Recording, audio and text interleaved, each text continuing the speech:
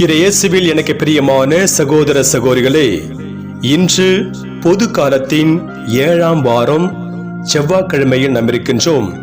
இந்த நாள் உங்களுக்கு இனி நாளாக அமைய வாழ்த்துகிறேன், ஜெபிக்கின்றேன். இன்றைய இறைவார்த்தை சிந்தனைகளுக்கு நாம் கவனமுடன் செவி கொடுப்போம். சீராக் ஞான நூலிலிருந்து வாசகம். அதிகாரம் 2, இறை வார்த்தைகள் 1-11 முடிய. குழந்தாய், ஆண்டவருக்கு பணிபுரிய நீ முன் வந்தால் சோதனைகளை எதிர்கொள்ள முன்னேற்பாடு செய்து கொள். உள்ளத்தில் உண்மையுள்ளவனாய் இரு, உறுதியாக இரு. துன்ப வேளையில் பதற்றமுடன் செயலாற்றாதே. ஆண்டவரை சிக்கென பிடித்துக்கொள், அவரை விட்டு விலகி செல்லாதே. உன் வாழ்க்கையில் முடிவில் வளமை அடைவாய். என்ன நேர்ந்தாலும் ஏற்றுக்கொள். இழிவு வரும்போது பொறுமையாயிரு. நெருப்பில் பொன் புடமிடப்படுகிறது. ஏற்புடைய மனிதர் மானக்கேடு எனும் உலையில் சோதித்து பார்க்கப்படுகின்றனர். ஆண்டவரிடம் பற்றுறுதி கொள், அவர் உனக்கு துணை செய்வார். உன் வழிகளை சீர்படுத்து, அவரிடம் நம்பிக்கை கொள். ஆண்டவருக்கு அஞ்சுவோரே, அவரிடம் இரக்கத்துக்காக காத்திருங்கள். நெறி பிறழாதீர்கள், பிறழ்ந்தால் வீழ்ச்சி அடைவீர்கள். ஆண்டவருக்கு அஞ்சுவோரே, அவரிடம் நம்பிக்கை கொள்ளுங்கள். உங்களுக்கு கைமாறு கிடைக்காமற் போகாது. ஆண்டவருக்கு அஞ்சுவோரே, நல்லவை மீது நம்பிக்கை கொள்ளுங்கள். நிலையான மகிழ்ச்சியையும் இரக்கத்தையும் எதிர்நோக்கியிருங்கள். முந்திய தலைமுறைகளை எண்ணி பாருங்கள். ஆண்டவரிடம் பற்றுறுதி கொண்டிருந்தோருள் ஏமாற்றம் அடைந்தவர் யார்? அவருக்கு அஞ்சி நடந்தோருள் கைவிடப்பட்டவர் யார்? அவரை மன்றாடினோருள் புறக்கணிக்கப்பட்டவர் யார்? ஆண்டவர் பரிவும் இரக்கமும் உள்ளவர், பாவங்களை மன்னிப்பவர், துன்ப வேளையில் காப்பாற்றுகிறவர். ஆண்டவரின் அருள்வாக்கு. இறைவனுக்கு நன்றி. பதிலுரை பாடல். திருப்பாடல் அதிகாரம் 37. பல்லவி. ஆண்டவரையே நம்பியிரு, அவரே உன் சார்பில் செயலாற்றுவார். ஆண்டவரை நம்பு, நலமானதை செய், நாட்டிலேயே குடியிரு, நம்பத்தக்கவராய் வாழ். ஆண்டவரிலேயே மகிழ்ச்சி கொள், உன் உள்ளத்து விருப்பங்களை அவர் நிறைவேற்றுவார். பல்லவி. ஆண்டவரையே நம்பியிரு, அவரே உன் சார்பில் செயலாற்றுவார். சான்றோரின் வாழ்நாள்களை ஆண்டவர் அறிவார். அவர்கள் உரிமை சொத்து என்றும் நிலைத்திருக்கும். கேடு காலத்தில் அவர்கள் இகழ்ச்சி அடைவதில்லை. பஞ்ச காலத்திலும் அவர்கள் நிறைவடைவார்கள். பல்லவி. ஆண்டவரையே நம்பியிரு, அவரே உன் சார்பில் செயலாற்றுவார். தீமையினின்று விலகு, நல்லது செய், எந்நாளும் நாட்டில் நிலைத்திருப்பாய். ஏனெனில் ஆண்டவர் நேர்மையை விரும்புகின்றார். தம் அன்பரை அவர் கைவிடுவதில்லை. அவர்களை என்றும் பாதுகாப்பார். பொல்லாரின் மரபினரோ வேறறுக்கப்படுவர். பல்லவி. ஆண்டவரையே நம்பியிரு, அவரே உன் சார்பில் செயலாற்றுவார். நேர்மையாளருக்கு மீட்பு ஆண்டவரிடமிருந்து வருகின்றது. நெருக்கடியான நேரத்தில் அவர்களுக்கு வலிமையும் அவரே. ஆண்டவர் துணை நின்று அவர்களை விடுவிக்கின்றார். பொல்லாரிடமிருந்து அவர்களை விடுவிக்கின்றார். அவரிடம் அடைக்கலம் புகுந்ததால் அவர்களை மீட்கின்றார். பல்லவி. ஆண்டவரையே நம்பியிரு, அவரே உன் சார்பில் செயலாற்றுவார். அல்லேலூயா, அல்லேலூயா. நானோ நம் ஆண்டவர் இயேசு கிறிஸ்துவின் சிலுவையை அன்றி வேறு எதை பற்றியும் ஒருபோதும் பெருமை பாராட்ட மாட்டேன். அதன் வழியாகவே உலகம் சிலுவையில் அறையப்பட்டிருக்கிறது. நானும் சிலுவையில் அறையப்பட்டிருக்கிறேன். அல்லேலூயா. ஆண்டவரே, நற்செய்தியை தகுந்த விதத்தில் எடுத்து சொல்ல என் உள்ளத்தையும் உதட்டையும் தூய்மையாக்கும். ஆண்டவர் உங்களோடு இருப்பாராக, உம் ஆன்மாவோடும் இருப்பாராக. தூய மார்க் எழுதிய பரிசுத்த நற்செய்தியிலிருந்து வாசகம். ஆண்டவரே, மாட்சி உமக்கே. மார்க் நற்செய்தி அதிகாரம் 9, இறை வார்த்தைகள் 30 37 முடிய. அக்காலத்தில் இயேசுவும் அவருடைய சீடர்களும் மலையை விட்டு புறப்பட்டு கலிலேயா வழியாக சென்றார்கள். அது யாருக்கும் தெரியக்கூடாது என்று இயேசு விரும்பினார். ஏனெனில் மானிட மகன் மக்களின் கையில் ஒப்புவிக்கப்பட இருக்கிறார். அவர்கள் அவரை கொலை செய்வார்கள். கொல்லப்பட்ட 3 நாட்களுக்கு பின் அவர் உயிர்த்தெழுவார் என்று அவர் தம் சீடருக்கு கற்பித்துக் கொண்டிருந்தார். அவர் சொன்னது அவர்களுக்கு விளங்கவில்லை. அவரிடம் விளக்கம் கேட்கவும் அவர்கள் அஞ்சினார்கள். அவர்கள் கப்பர்நாகுமுக்கு வந்தார்கள்.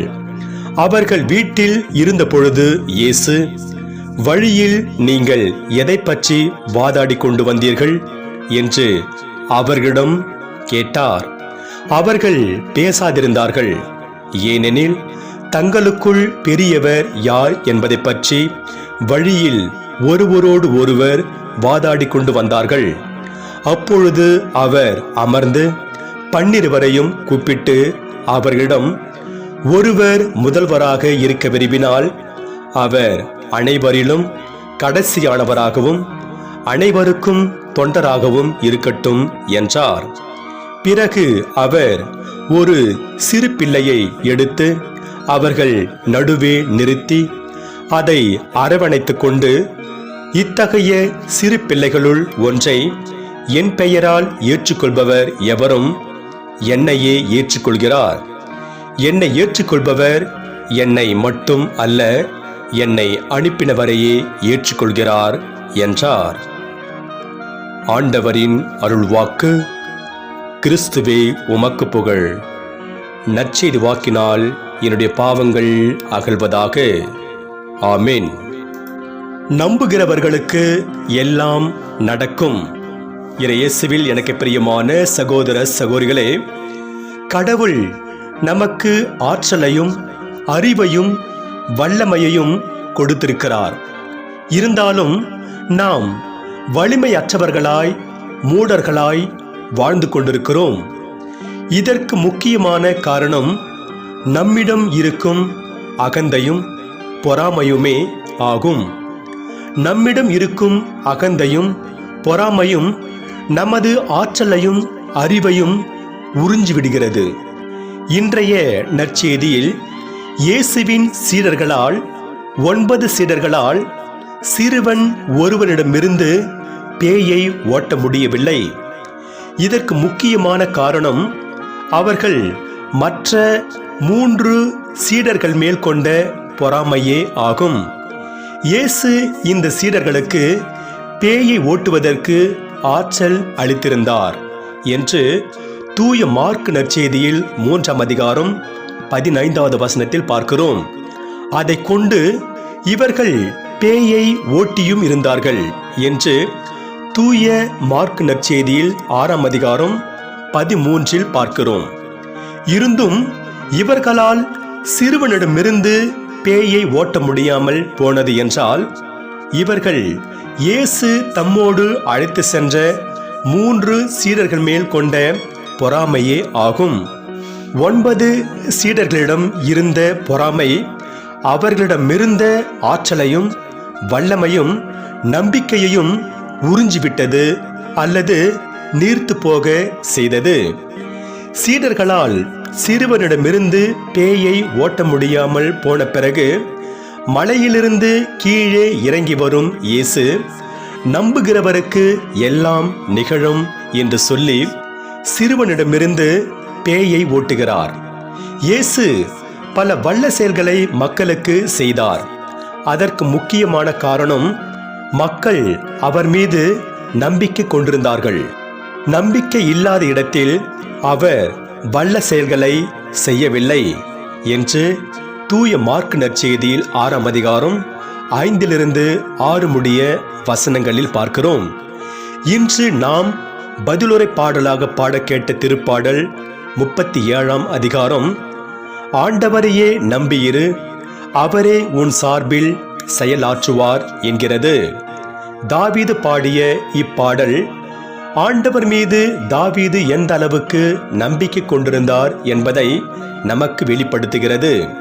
முதல் வாசகத்தில் தம்மீது அன்பு கூறுவோருக்கு அதை வாரி வழங்கியுள்ளார் என்கிறது. இங்கு ஞானம் பற்றி பேசப்பட்டாலும் கடவுள் தம்மீது அன்பு கூறுவோருக்கு ஞானத்தை மட்டுமல்லாமல் நம்பிக்கை, அன்பு என எல்லாவற்றையும் வாரி வழங்குகிறார். அதனால் நாம் ஆண்டவரிடம் அன்பும் நம்பிக்கையும் கொண்டு வாழ்ந்து அவரது ஆசிகளை பெறுவோம். சில ஆண்டுகளுக்கு முன்பு அமெரிக்காவில் உள்ள American academy of family physicians என்ற அமைப்பு ஓர் ஆய்வினை நடத்தியது. அந்த ஆய்வு ஓர் அற்புதமான உண்மையை வெளிக்கொண்டு வந்தது. அந்த ஆய்வு வெளிக்கொண்டு வந்த உண்மை இதுதான்: நல வாழ்விற்கும் நம்பிக்கைக்கும் 99 விழுக்காடு நெருங்கிய தொடர்பு இருக்கிறது. அறிவியலே ஒருவர் ஆழமான நம்பிக்கை கொண்டிருந்தால் நல வாழ்வினை பெறுகின்றார் என்கிற போது, நாம் ஆண்டவரில் ஆழமான நம்பிக்கை கொண்டு வாழ்வதில் என்ன தயக்கம்? இன்று நமக்கு கொடுக்கப்படுகின்ற ஆன்றோர் வார்த்தையாக, முழு படிக்கட்டினை காண முடியாவிட்டாலும் துணிந்து முதல் அடியை எடுத்து வைப்பதற்கு பெயர்தான் நம்பிக்கை என்று மார்ட்டின் லூதர் கிங் இவ்வாறு கூறுகிறார். இன்று நாம் எடுக்கக்கூடிய தீர்மானங்கள் என்ன? 1. நம்பிக்கை கொள்வோம், மற்றவருக்கும் நம்பிக்கையூட்டுவோம். 2. அகந்தை இருக்கும் இடத்தில் ஆண்டவர் இருப்பதில்லை என்பதால் அகந்தையை அகற்றி தாட்சியுடன் வாழ்வோம். 3. ஆண்டவரை தேடுவோம், ஏனெனில் அவர் ஞானத்தின் ஊற்று. நாமும் இந்த நம்பிக்கையில் வாழ்ந்து இறையருளை நிறைவாக பெறுவோம். இறைவன் உங்கள் அனைவரையும் நிறைவாக ஆசீர்வதிப்பாராக. ஆமென்.